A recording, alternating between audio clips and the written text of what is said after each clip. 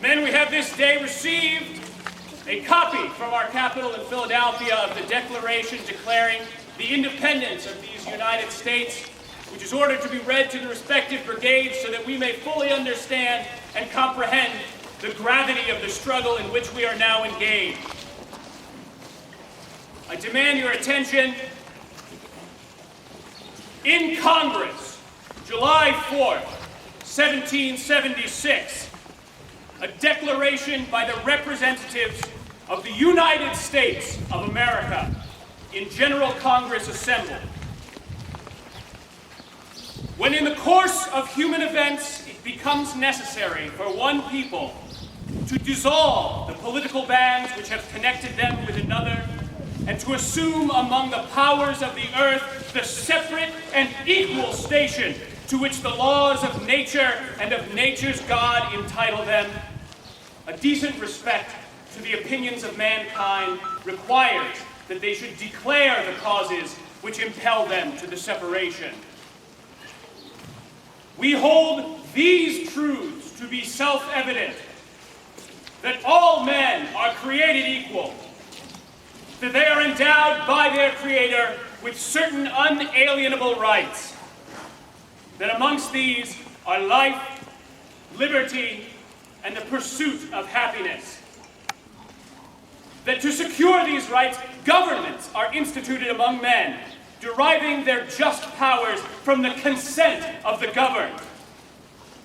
That whenever any form of government becomes destructive of these ends, it is the right of the people to abolish it and to institute new government, laying its foundation on such principles and organizing its powers in such form as to them shall seem most likely to affect their safety and happiness.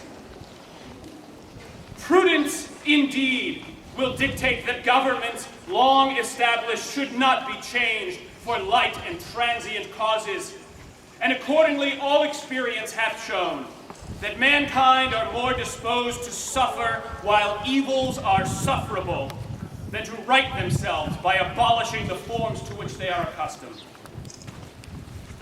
But when a long train of abuses and usurpations, pursuing invariably the same object, evinces a design to reduce them under absolute despotism, it is their right, it is their duty to throw off such government and to provide new guards for their future security.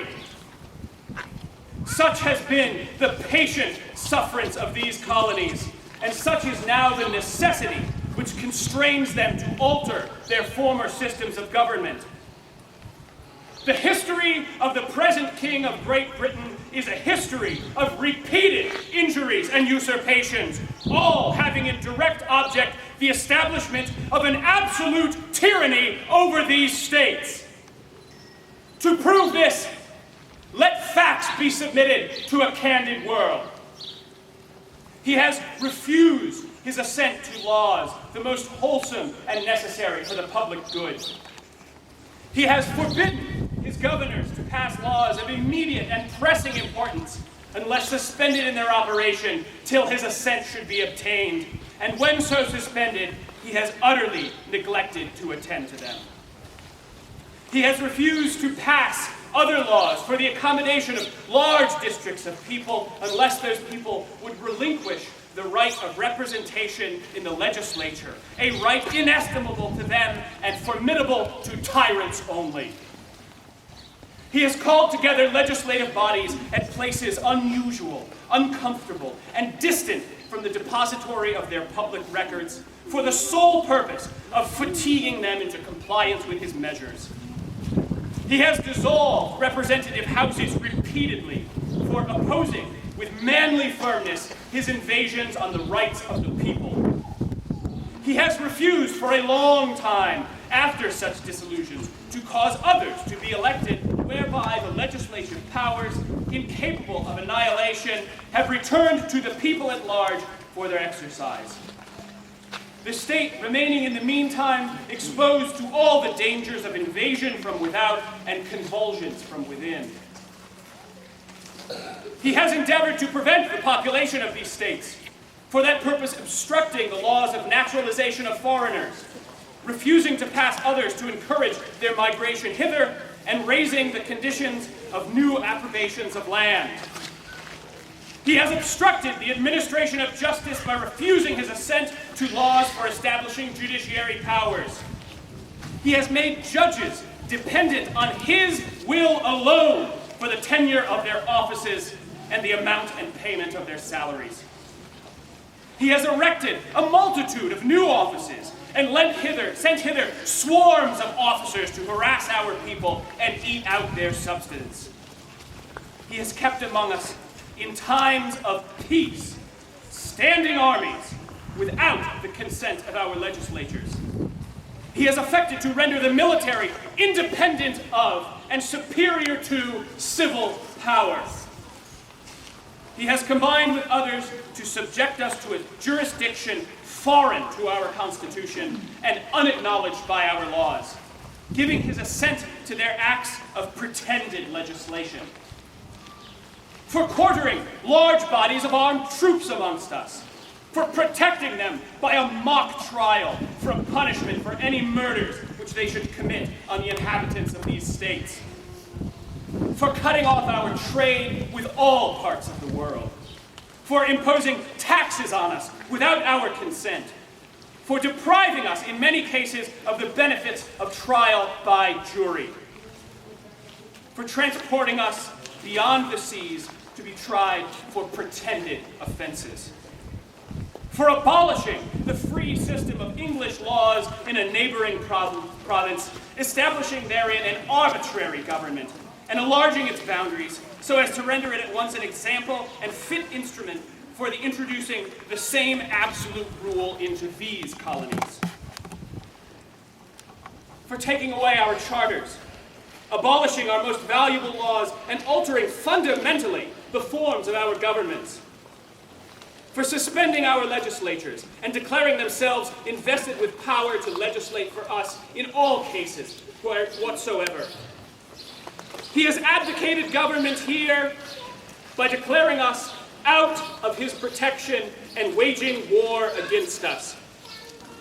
He has plundered our seas, ravaged our coasts, burnt our towns, and destroyed the lives of our people.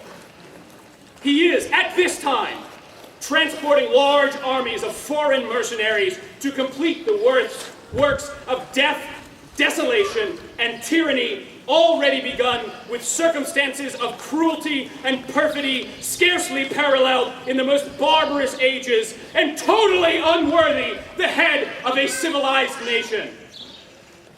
He has constrained our fellow citizens taken captive on the high seas to bear arms against their country, to become the executioners of their friends and brethren or fall themselves by their hand.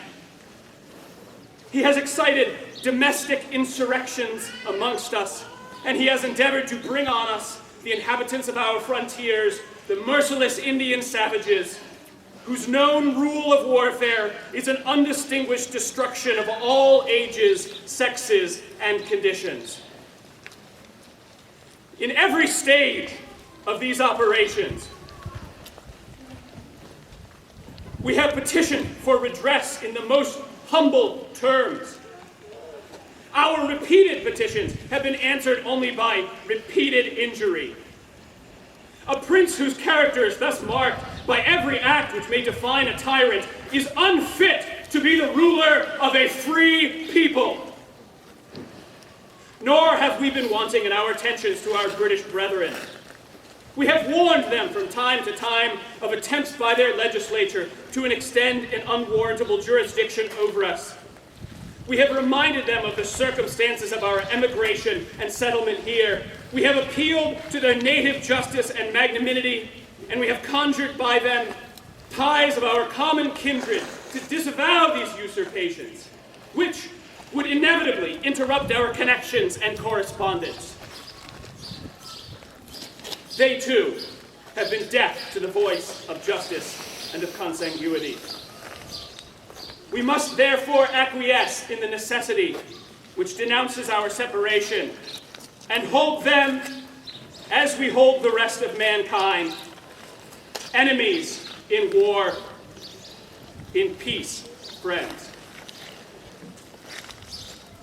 We therefore, the representatives of the United States of America, in General Congress assembled, appealing to the Supreme Judge of the world for the rectitude of our intentions, do, in the name and by the authority of the good people of these colonies, solemnly publish and declare that these united colonies are, and of right ought to be, free and independent states. Woo! That they are absolved from all allegiance to the British Crown, and that all political connection between them and the state of Great Britain is and ought to be totally dissolved, and that as free and independent states, they have full power to levy war, conclude peace, contract alliances, establish commerce, and do all other acts and things which independent states may of right do. And for the support of this declaration, with a firm reliance on the protection of divine providence, we mutually pledge to each other our lives, our fortunes, and our sacred honor. Signed by order and in behalf of the Congress, John Hancock, President. God save the free and independent state of America! Hip hip hooray! Hip hip hooray! Hip hip hooray!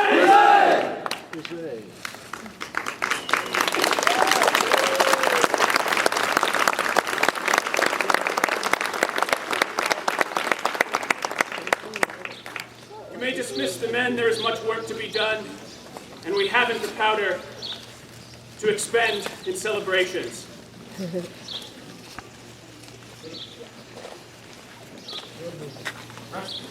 Right. 1, 2.